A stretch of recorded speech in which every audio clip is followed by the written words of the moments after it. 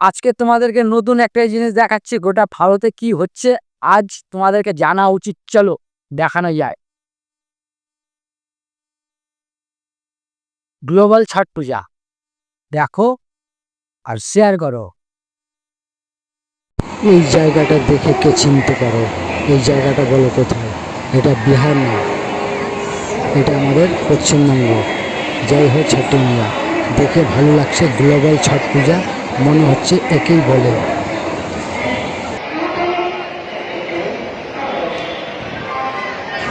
এটা হাওড়া রেল স্টেশনের সিন। এরকম করে গোটা ভারতবর্ষের মধ্যেই এইভাবে ছট পূজা পালন করা হচ্ছে। নমস্কার বন্ধু, আজকে আলাদা টপিকেই কথা বলবো। আজকে গ্লোবাল ছট পূজা তোমাদেরকে বলছিলাম, কিছুদিন আগে আমি ভিডিও শেয়ার করছিলাম। গ্লোবাল ছট পূজা মনে হচ্ছে একেই বলে গ্লোবাল ছট পূজা। কেন বলছি? নিউ দিল্লি, কলকাতা, তারপর কাটুয়া রেল স্টেশন, প্রত্যেকটা রেল স্টেশনে ছট পূজার গান বাজছে। এই দেখো ভিডিওটা তোমাদের সাথে আমি শেয়ার করছি। এতে কি মনে হচ্ছে বলো তো?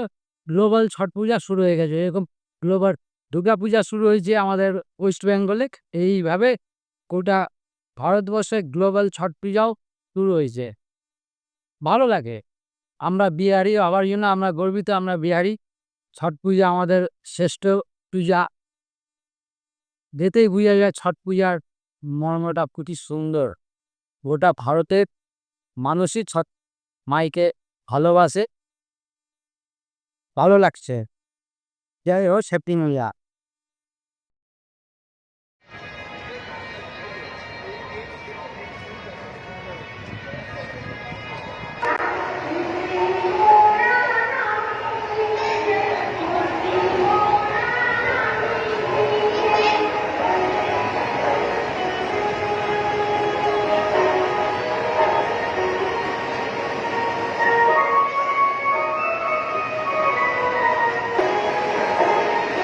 আমরা পশ্চিমবঙ্গবাসী হিসাবে খুবই খুশি।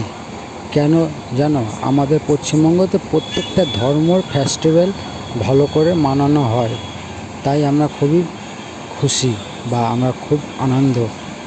কেন? ছট পূজাটাও আমাদের পশ্চিমবঙ্গই।